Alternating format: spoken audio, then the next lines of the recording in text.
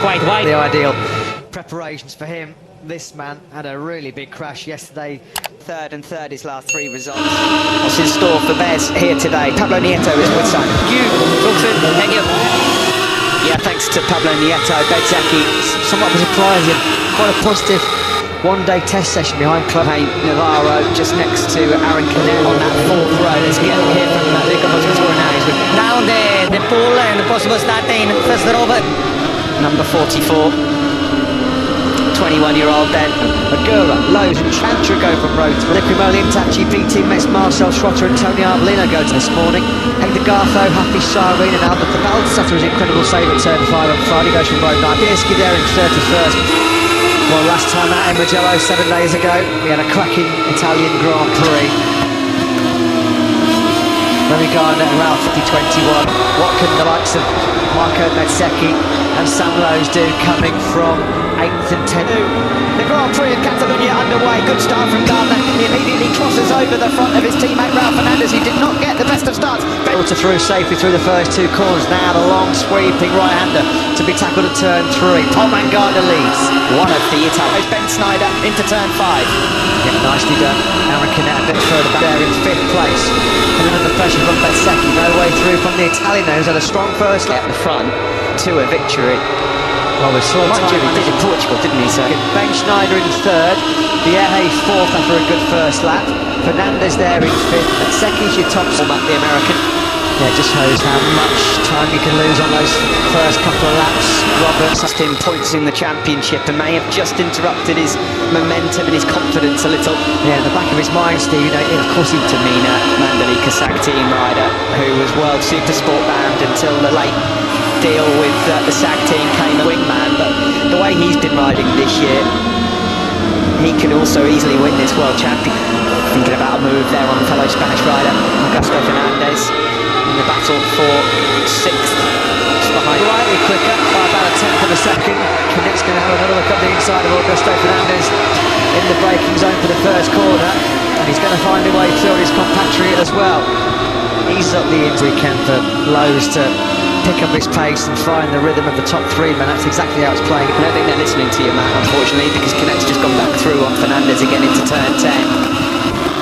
There doesn't look to be a huge gap between them, though. No, not at all. That's how close the gap is here in Barcelona. You just wonder whether Gardner's experience might pay dividends late on here. And Aaron Canet exchanging positions once more for 6th. Feel the meanwhile they've been dicing it out, so they've got problems coming from the Japanese. Been overshadowed by Ralph Fernandez, but he shouldn't be going without any mention on the screen. Where has Aaron Canet gone? He's gone down, that's where he's gone. He's crashed at turn 5. The exchange and battle with Augusto Fernandez. Just exceeding track limit slightly there was Raul Fernandez, and the fast right-handers Antonio, so starting to find some rhythm now. Yeah, 1.4 seconds adrift by Agura. He's got plenty of time to reel in the Japanese man. We're only on laps. Ramirez, another Spaniard that's gone out of this Grand Prix.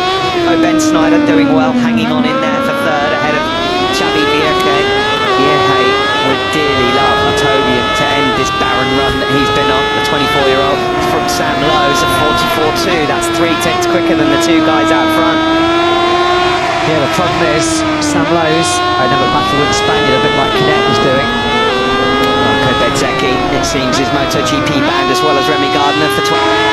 Fernandez will certainly be getting a good close look here at Gardner to analyse his strengths and weaknesses. Ben Snyder hanging in there as well. He can't slack at mid-144s, but he just cannot break under 1.2 seconds to the rookie ahead of him. Really impressed with both Ben Snyder so far. Yeah.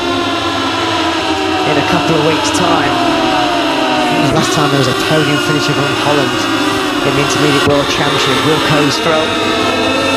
Before then moving over to NTSRW Racing. This is his first shout on attacking Remy Gardner, down in the braking zone for turn 1.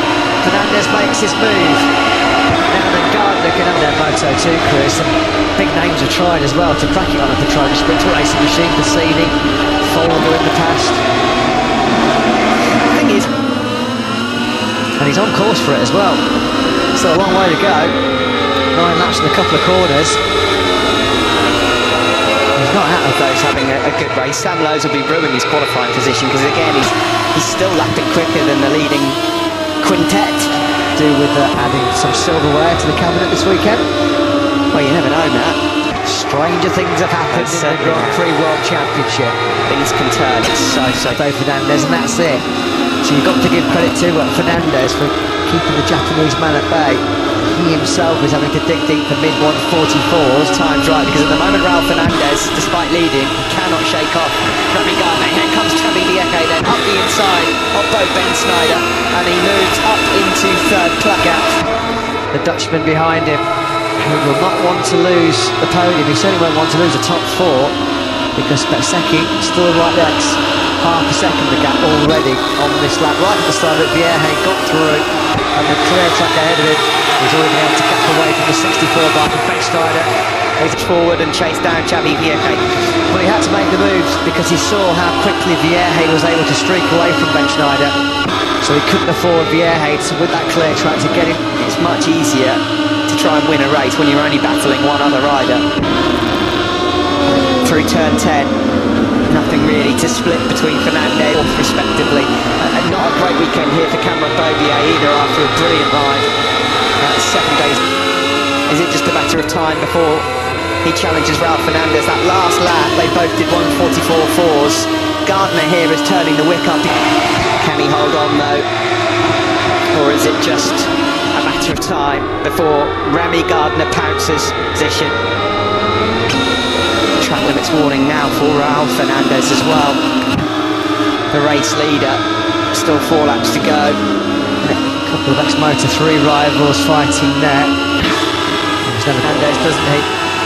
Is he going to try and make the move now with 3 laps to go in the slipstream of the number 25?